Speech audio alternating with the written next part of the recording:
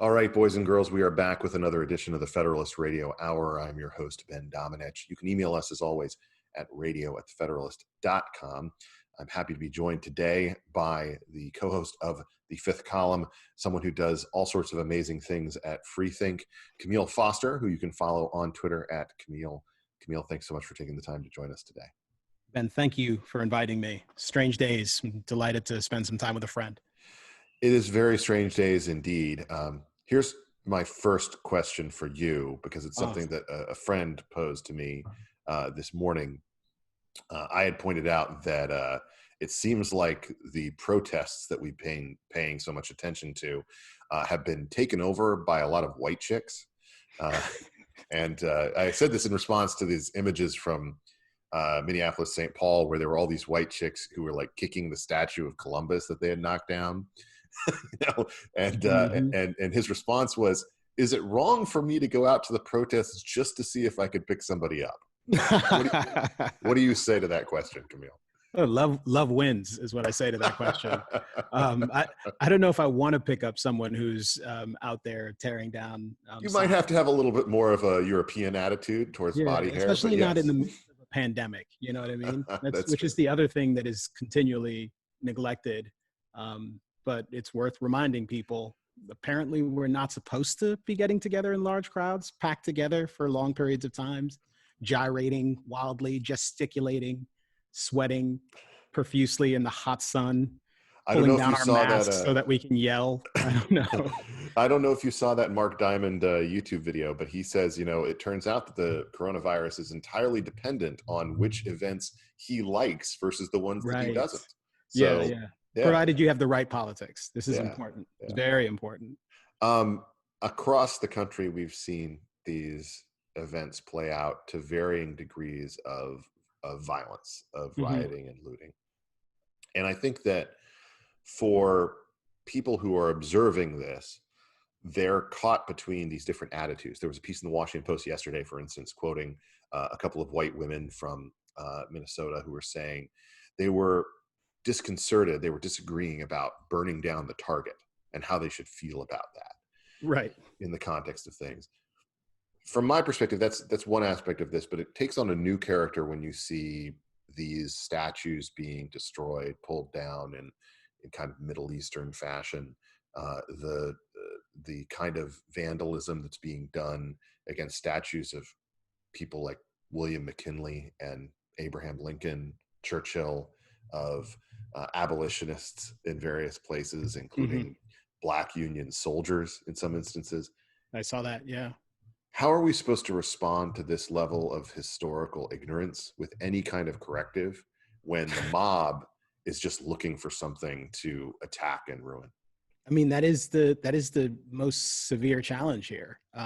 Is there room or even an appetite for serious conversations about historical context and about the relative goodness of the United States, or even the state of race relations in this country, and how much progress has been made and is yet to be made in different areas?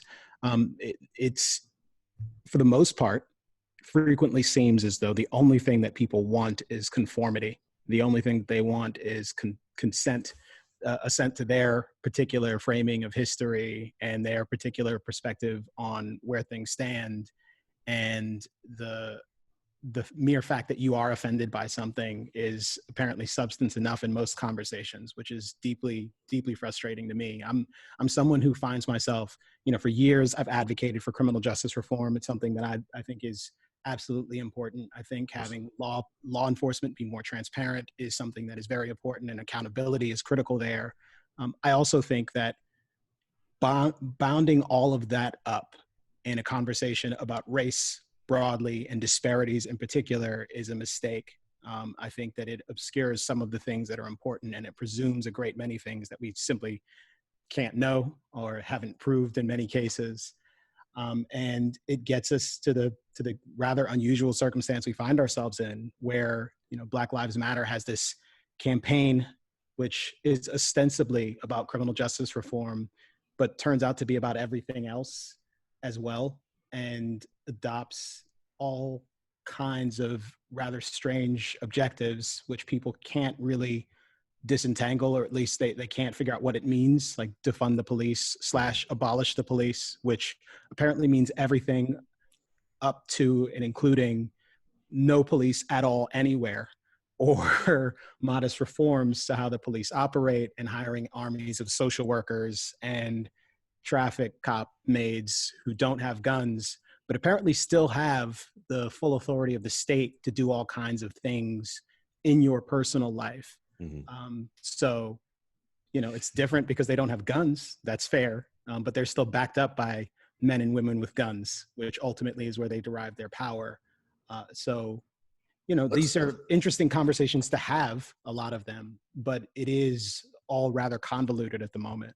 So let's unpack the criminal justice police reform aspect of this for a minute. And let me give my perspective on this. First off, I think that there was a clear coalescing on the American right from a number of different sources, both the moderate community, the religious Chuck Colson side of things, the libertarian Koch brothers side of things, to say, okay, what are the things we don't like about our criminal justice system? Well, we think that we probably went overboard with mandatory minimums. We think that we dislike the way that local cops are incentivized to seize property, even if it's not something that is directly relevant to the crime, to then sell it and profit from it. We dislike a situation where cops have all of these different aspects where they're basically acting as tax collectors with guns.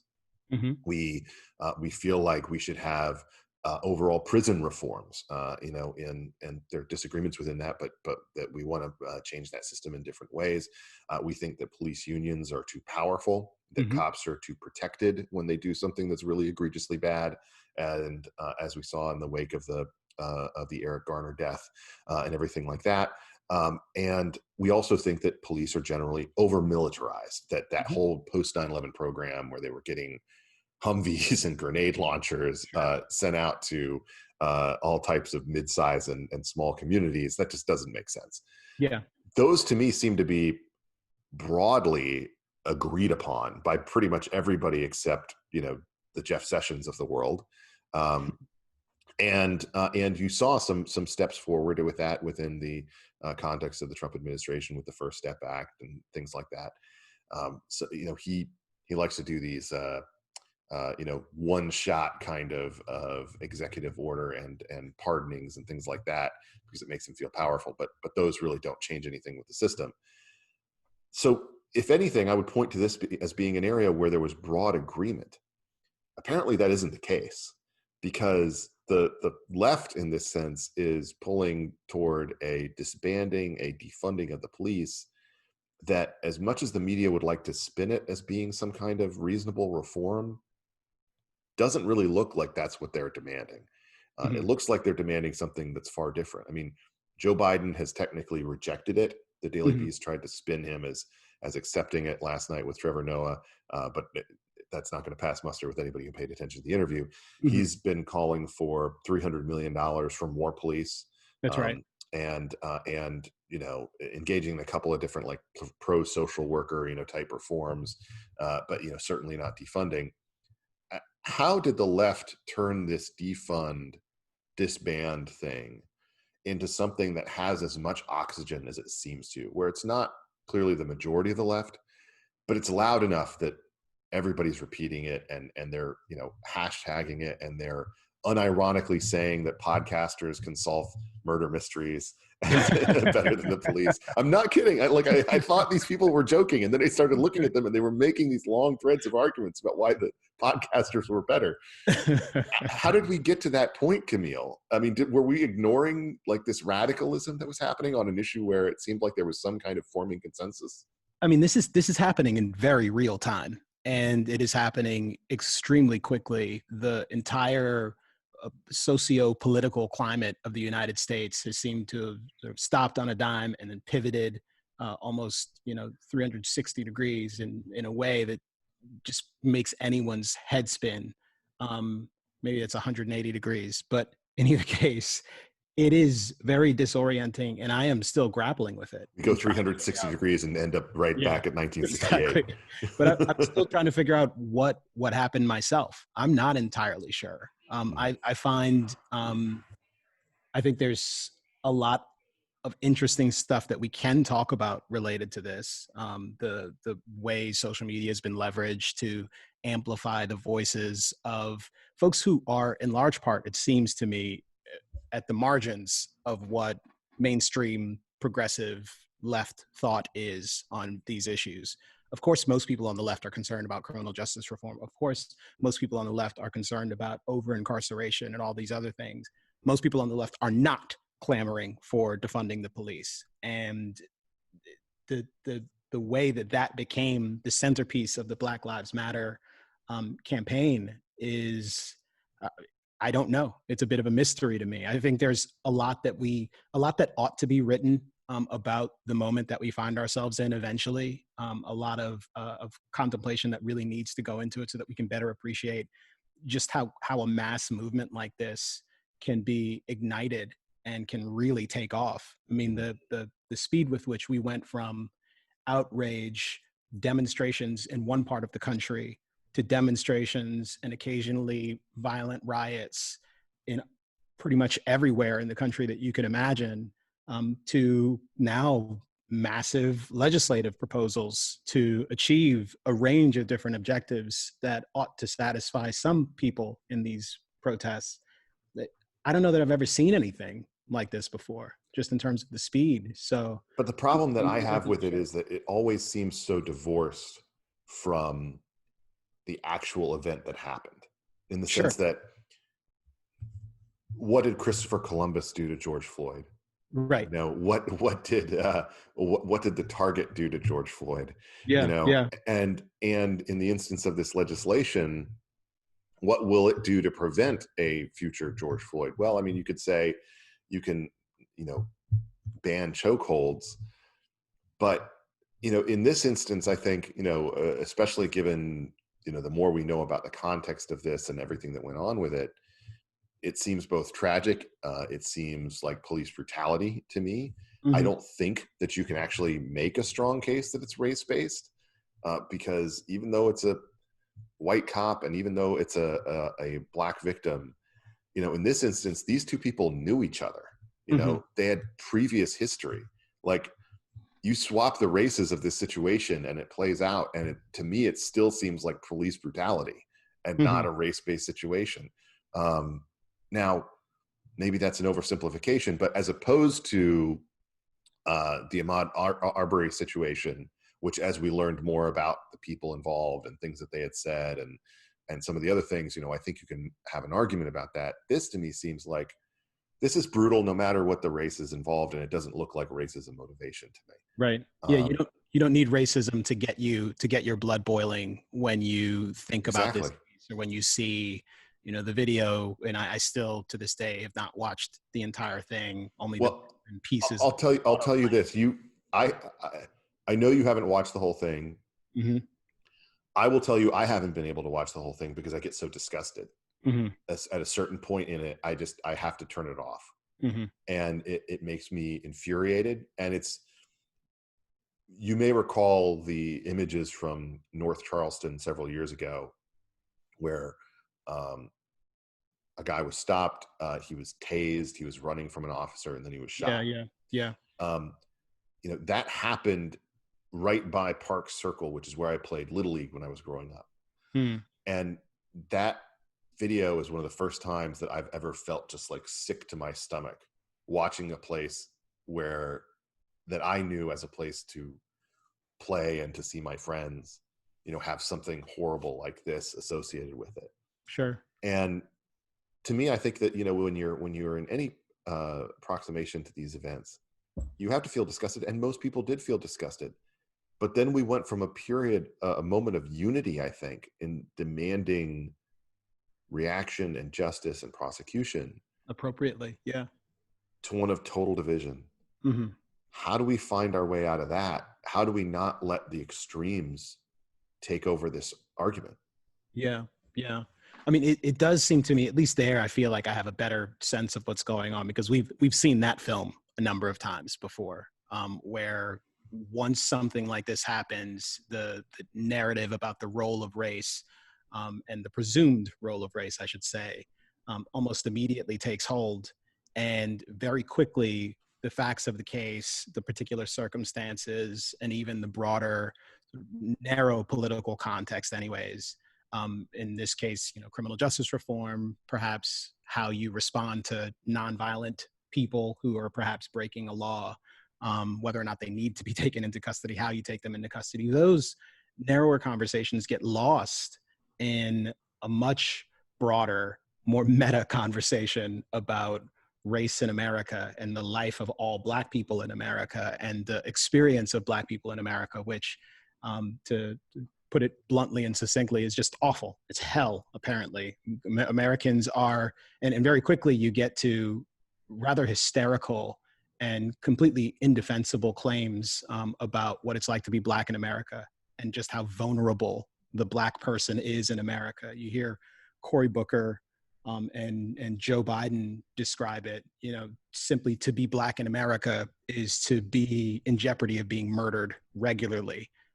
Or Cory Booker, as he explains it, and I have to go and find this quote, but I think it's something along the lines of, and we have so many people in our country, African American men, mostly unarmed, being murdered by police officers and no way of holding them accountable. And that's just not a true claim. No. It's not true that unarmed African American men are routinely being gunned down by police officers and nothing is being done about it. It's just not true. But at the moment, given the pitch of the hysteria and the quickness with which the particular facts of the case are lost in our rush to embrace the narrative that we have already affirmed for ourselves, we simply don't even bother to scrutinize absurd, provably false claims like that are being made by sitting members of Congress, people who have presidential aspirations, people who are going to be forging policy in this country. And we should call those comments what they are: irresponsible, reckless, obviously false, and generally contributing to an unserious and rather dangerous climate in this country. And they certainly are a piece with the sentiments of many Americans. And I think at this point, a growing number of both Black and white Americans who believe these things. But it's important if that's not true. And that doesn't discount the many things that ought to be reformed, and it doesn't discount the many times where there have been killings that seem unjust. But I've never seen a circumstance that's improved by hysteria. Mm-hmm. And I can't imagine how being hysterical about these things and how embracing fictions uncritically would actually benefit Americans broadly and would lead to better policy. It seems obviously true that would not happen. There seems to be a natural rhythm to these events. They happen every few months. They gin up enormous reaction. This one, I think, outsized in large part because of the lockdowns that had been created. Mm-hmm. Then you have some public events. You have some forums on CNN. You have some Democratic politicians who grandstand. Al Sharpton goes and gives a speech where he talks about justice, and then he gets back on his personal jet. Yeah, America has its knee on our neck. The our being, again, imaginably all Black people, which yeah. And then nothing really changes. There might be a few tweaks around the edges. Is this a situation where at some point Americans have to come to grips with the fact that we're a large country and we're not going to be able to prevent terrible things from happening on occasion when cops interact with people? I don't know. I mean, it does seem to me that there are things that we can do to mitigate circumstances like this, Mm-hmm. and to generally make them less common than even they are. Infrequent though they may be, we can actually make them more uncommon.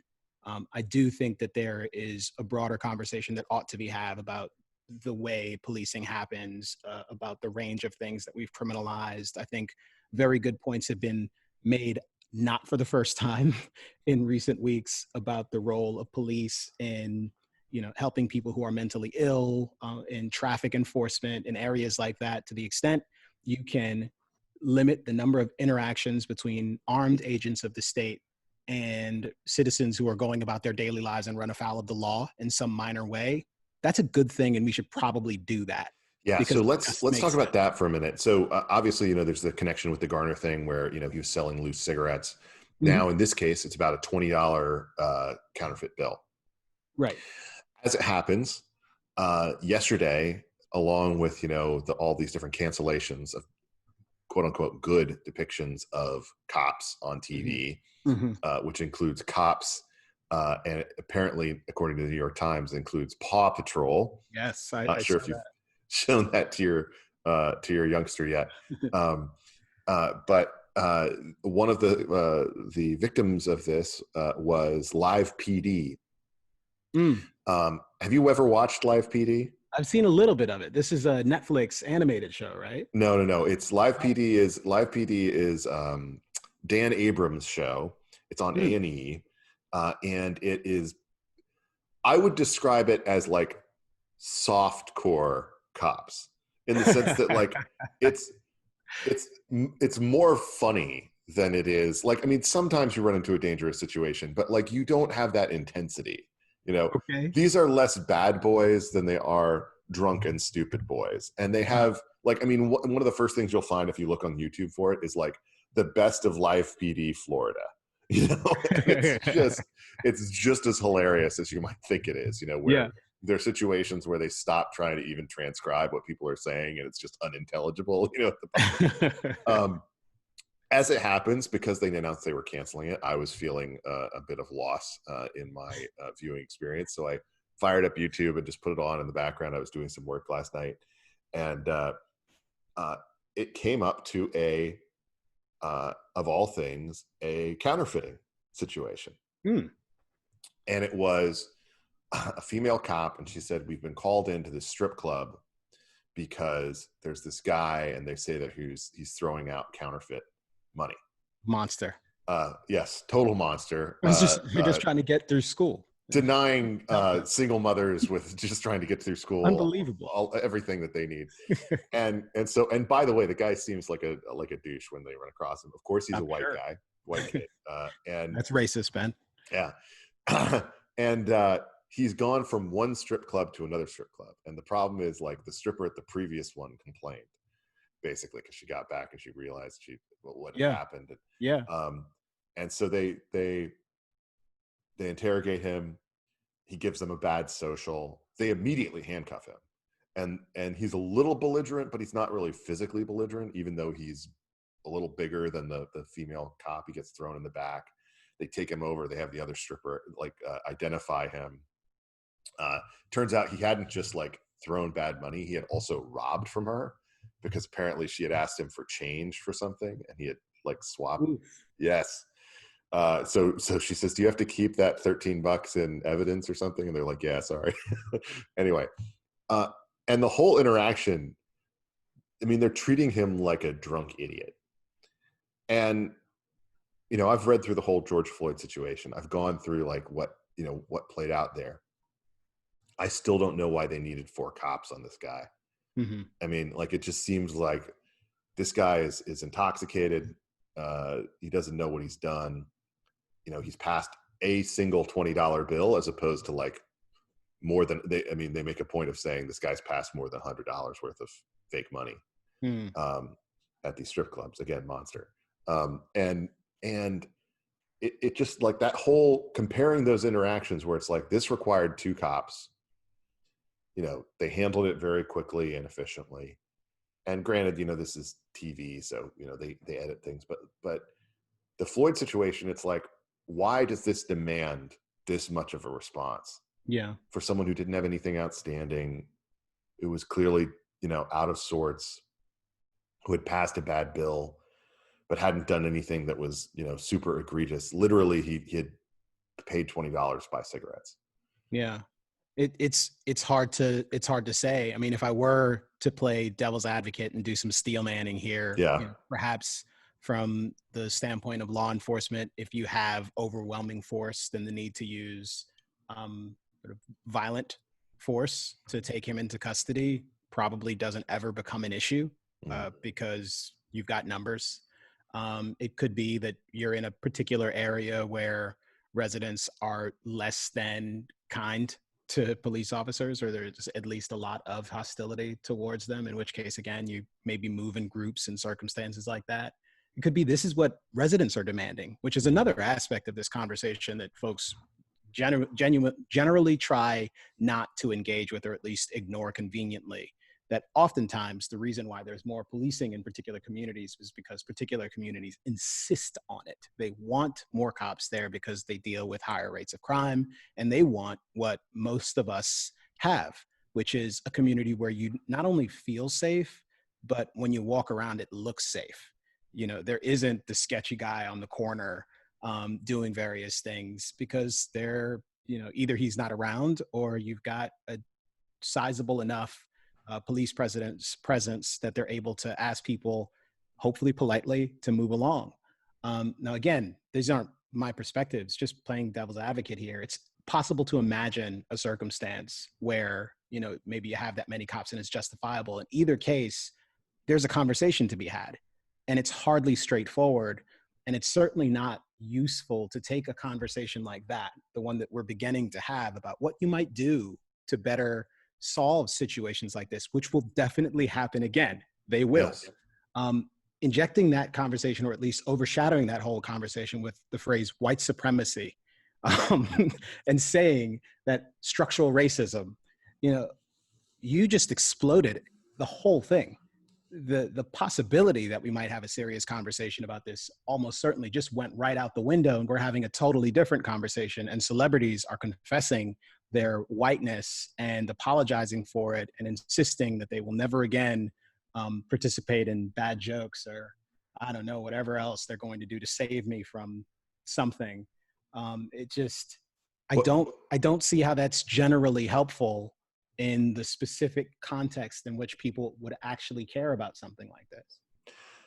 When we saw the you know, both Ferguson and other things play out under President Obama, I had a lot of sympathy for him because I felt like he was caught between the activists who wanted him to take certain actions and the truth of the situation, which I think that he really didn't want to ignore, and could have in some instances, but did, you know, largely didn't. Obama demagogued a lot of issues, but I don't think that when it came to actually doing things that he would go to that level. That's at least my impression on that issue. And feel free to disagree. The problem that I see here is we now have a president who likes to nationalize every issue, just like President Obama did. But he really only likes to deal with things as hammer and nail. You know, he doesn't like to do subtlety or nuance. It's always, we're going to crush this and we're going to boost that. You know, we're going to destroy this and we're going to lift up this. And, you know, that to me is it's an old-fashioned approach to things. And it leaves out a lot of the nuance that is required in a moment like this. What do you think about the president's response generally, which has led to him, you know, in most polling situations, dipping by 8 to 10 points from where he was even a month ago? Yeah, well, I suppose we have to separate it out. I mean, in one respect, I think the president has been probably more careful than folks are willing to give him credit for in trying to differentiate between protesters and rioters. And the president has also, on numerous occasions, spoke out and said that he thinks that what happened, from what he can tell in these videos, is egregious and bad. This is progress, because as you mentioned earlier, sort of universal agreement that this is not America and this is not what we want to see, and something ought to be done about it. And as you and I both know, the Justice Department is already involved, and there's a federal investigation ongoing. Yeah, so I think in that respect, all of those things are good. Where the president falls down is, as you mentioned, you know, he's hammer and nail when he sees things going a bit nuts in the street. The the healer, he is not. He immediately turns into Fire and Fury Trump, and it's all caps, law and order. That's the whole tweet. That's it right there. And it's, the events in DC the other day where you effectively have the president of the United States having federal officers tear gassing civilians so that he can get to a particular other side of the park for a photo op. This is not how you calm things down. This is not how you bring folks together. And it's certainly not how you begin to heal breaches and have a constructive conversation about reform and change and improving policy.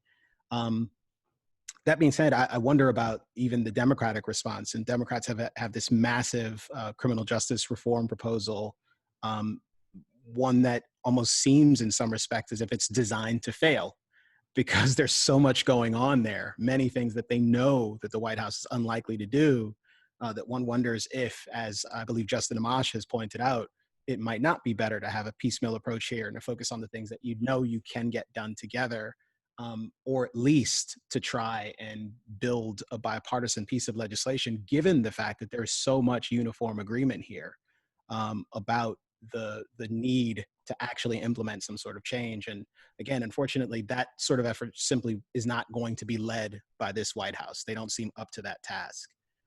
And I'll set aside my own perspective on the Obama administration and how they handled stuff like this, beyond saying there's quite a bit that the Obama administration could have done around these issues that they failed to do. Yeah. Really basic stuff. I actually think they failed to do so intentionally. Maybe so. Just me. Maybe so. At a minimum, they didn't try in a lot of places that would have been easy. I think it's inexcusable that there is no federal mandate requiring police departments across the country to report details on as basic as you get. That's just like just murder. Yeah. The Obama administration was aware of this, and the only thing the Obama administration did was study the problem. Yeah. For several years. Yes. It's absolutely absurd. If the Post and the Guardian can figure this out and start doing it almost immediately, the United States government can do that. I know it's hard for them to build a website for people to buy health insurance, but that is actually something that they can do. Collecting numbers is a thing that they do. I think it was Matthew Iglesias who pointed out that we have better data when it comes to how many eggs were laid in a given month than we do about how many murders happen. Matt Iglesias is right. So the rare instance of Matt Iglesias being right, he's doing that more often lately. And then deleting it from Twitter. And then deleting it. The one point I would make about Obama's administration is I kind of frame everything from the perspective of, here's someone who came into power who had total control of the situation and could have done something about our immigration problems, and then decided that reforming a sixth of our economy and the healthcare system would be easier. Yeah. Lots of missed opportunities there. I do have one small corrective for you, and it's only because I speak as one who has been tear gassed on multiple occasions. Okay. If you have been tear gassed, you know the difference between tear gas and pepper balls and smoke bombs. And yes, they all do irritate you, but milk works for some of them and it doesn't work for the others. And as someone who has been tear gassed on more than one occasion and had to wear a mask, I will just tell you, you will know when you have been tear gassed. So anyway, but hasn't Parks acknowledged that they did use tear gas? No, they have not. The Vox headline sort of tilts it a little. They say, well, we shouldn't have used the term tear gas because some people consider pepper balls to be basically the same. But trust me, when you use CS, when you use CN, you know the difference. It's copy. Yeah, I've only had the pleasure of having that happen to me once, and that was in Hong Kong. Oh, that's right. That's right. Yes. I assume they were using the chemical stuff. I couldn't tell you. I can't differentiate between the two. I didn't have to do much afterwards, but that's because super manly. Yeah. Well, of course. Yes. You are the apex unit. The one thing that I do want to drill down on, though, is what we really ought to see or expect from our politicians when it comes to solving issues like this, which to me are overwhelmingly about federalism and local level authority. I feel like we've reached a point where everything becomes nationalized, and we're somehow expecting the president of the United States to have authority over local cops Right. in a way that he really ought not to. And That's right. we don't want him to. In fact, That's if he right. did, it would be pretty freaking scary.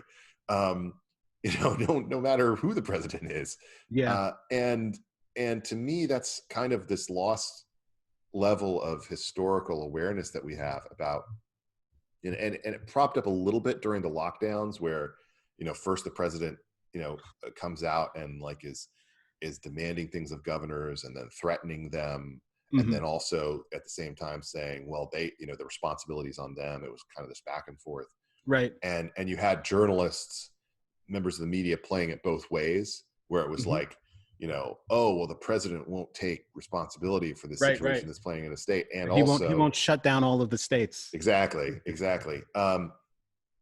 How do we get back to having a conversation where people understand who they ought to look to in these scenarios? Hmm. That like, you need to be learning about, and actually on Flagrant 2, which is one of my favorite NBA podcasts, they had a good bit a couple of weeks ago about how one of their cast members, the guy who actually is the producer on the show, said this was the first time that he had really sat down and paid attention to who his local city council people were, who the local district attorney was, who the various people were that mattered in situations like this, and that was eye-opening for him. How do we get more people to pay attention to that in this instance? Because it seems to me that's the best thing that would come of it. It's certainly a heck of a lot more effective than posting a black square on your Instagram. Yeah, no, that's absolutely right. And here again, Ben, I wish I had a good answer to that question. I mean, it is so obviously correct that when it comes to the reforms that have happened, that have been consequential in recent years, it's happened at the state and local level. There are certainly things that can be done at the federal level, but most of the action here ought to be focused there. And I think for casual observers of politics, it is very easy to imagine that, oh, well, all I need to do is just call AOC. She'll find a way to fix this, whatever is wrong.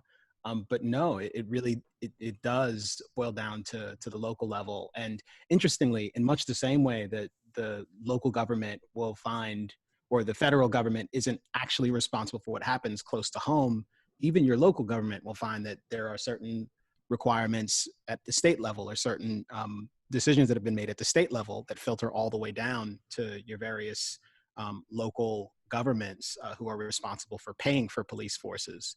So you cannot get around the obligation to be involved if you're a concerned citizen who actually cares about these issues and sees something wrong in your local community. There are things that can happen. Federal investigations are there for a reason, to try to look into civil rights violations that might happen on a local level.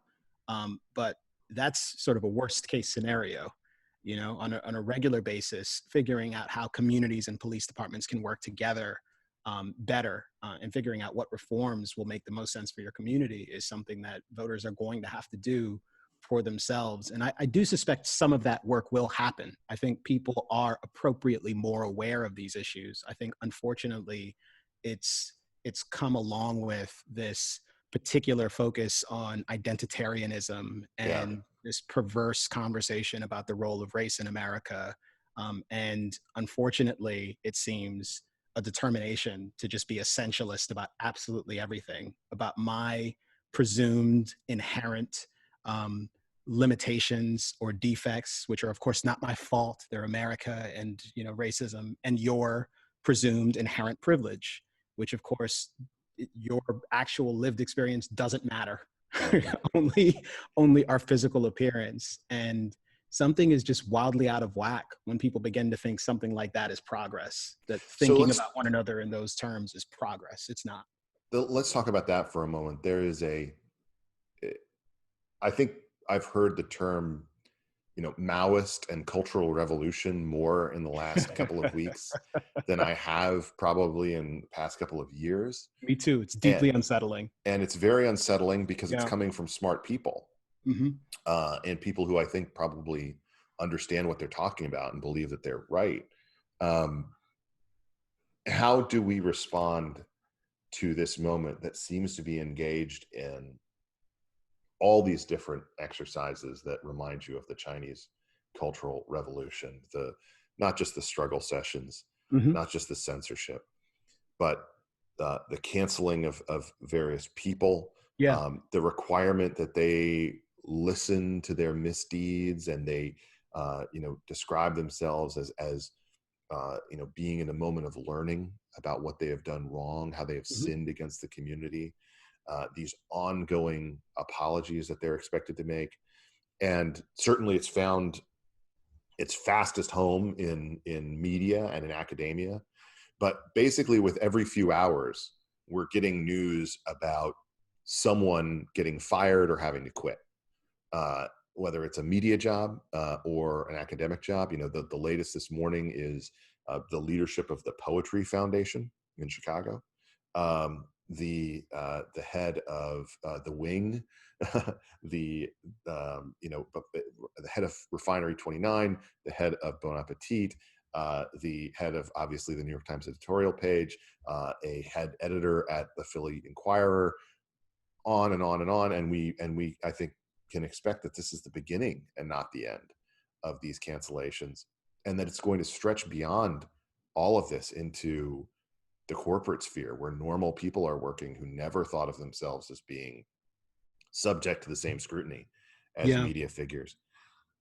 How is an American supposed to respond to something like that, which seems profoundly un-American in its nature? Yeah. Yeah. Well, I think it's appropriate to be concerned. I think it is appropriate to be careful and to be thoughtful about the things that you say in an environment where people are, in some cases, it seems almost determined to misinterpret the things that you say and to presume the worst about your intention. Um, so both of those things are true, but I think it's just a moment when people have to be courageous, courageous enough to be honest and to be forthright and to say what you believe to be true. Mm. And whatever else people insist upon, whatever else the popular trend of the moment is, if there's something about it that seems wrong to you, if you have questions about it, ask those questions. I mean, the only real safety that we have for those of us who, have questions about some of the emerging trends and the things that we're supposed to be endorsing full-throatedly at the moment. The only thing that we can really do is all be courageous enough to speak out and to say, yeah, I agree with that person who has said heterodox perspective, and I don't think that makes them a bad person. We actually have to model this behavior, this classical liberal, libertarian, civil libertarian ideal of allowing many people with differences of opinion and different perspectives to have a seat at the table, which becomes very difficult when increasingly it feels like this is a struggle between people who want everyone to have a seat at the table and people who want to murder you for your apostasy, for even suggesting that that's something that ought to happen. Um, and by murder, I mean, they want you jobless. Yeah. They want you to be publicly censured. They want you to be embarrassed and humiliated. They want your application to university to be declined. These are things that have profound consequences for people, unsurprisingly. And there's no opportunity to sort of work through it together to find a way to agree. It's just, I've accused you and that's enough. But that can't be the standard. That can't be where we leave things. And there was a tweet that Andrew Sullivan highlighted the other day, had about 400,000 retweets and likes, and I can't remember if I shared it with you or you shared it with me, but it was some random person saying, every time that you out a racist student, you are successfully preventing a racist cop, a racist doctor, a racist teacher, a racist professional, basically encouraging people to narc on what they view as unacceptable wrongthink. I think I saw that. Yeah. I can't debate with that person.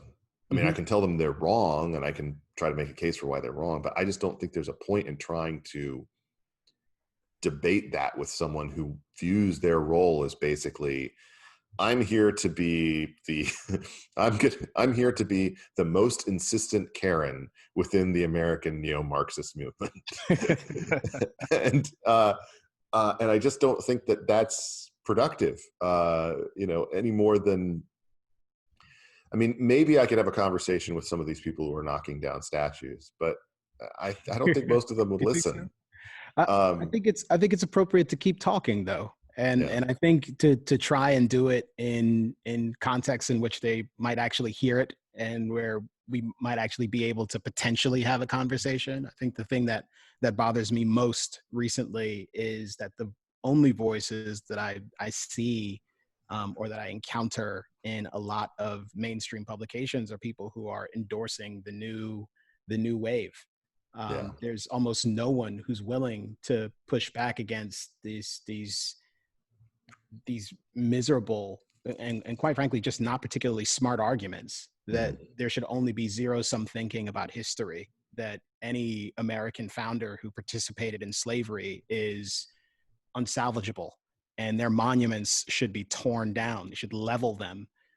It just, that can't be how we interact with history because it's ridiculous and ahistorical. And if we carried it out, like, and this is literally true, if we carried it out, if we canceled everything, there would literally be nothing left. There is no one who isn't tainted, certainly not historically, if we sort of glance back with our contemporary morals, although our contemporary morals seem to be getting perverse in a way that disturbs me when it comes to what our ideal seems to be. You know, it this seems to me notion of, that by the standards of today, anyone born before 1960 was a racist, pretty much. I mean, is that even going back far enough? I don't know. I don't know. Because the word is literally having the definition changed. Yeah, So yeah, to simply that's be fair. alive in a modern context is to participate in racism, because Yeah. the system is fundamentally racist since it was born out of racism.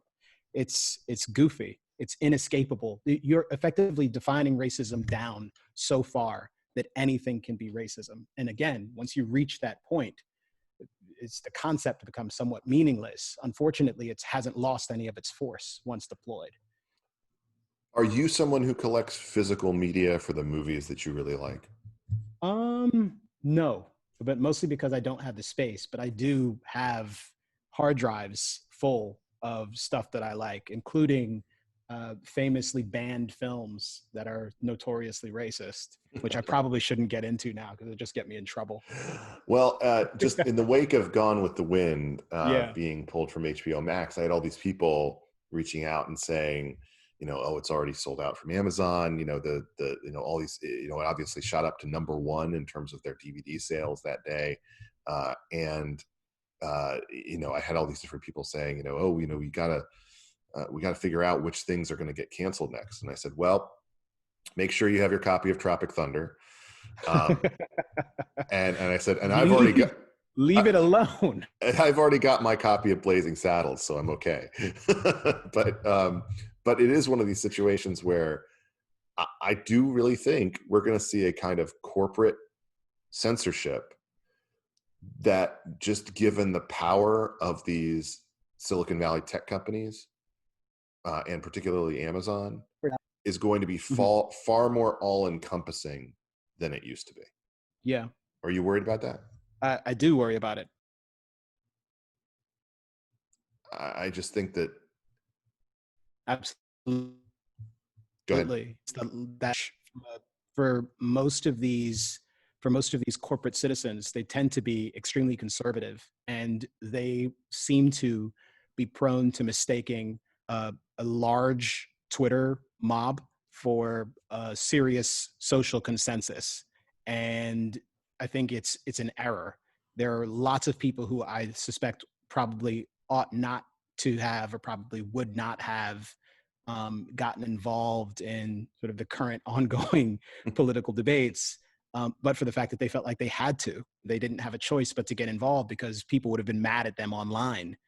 People being mad at you online is hardly the worst thing in the world. It is not going to end you. It won't shutter your business. You can almost certainly withstand it. And I'll tell you what, to the extent your services are sufficiently essential, their blockade, their online blockade will end at some point, and you'll be fine.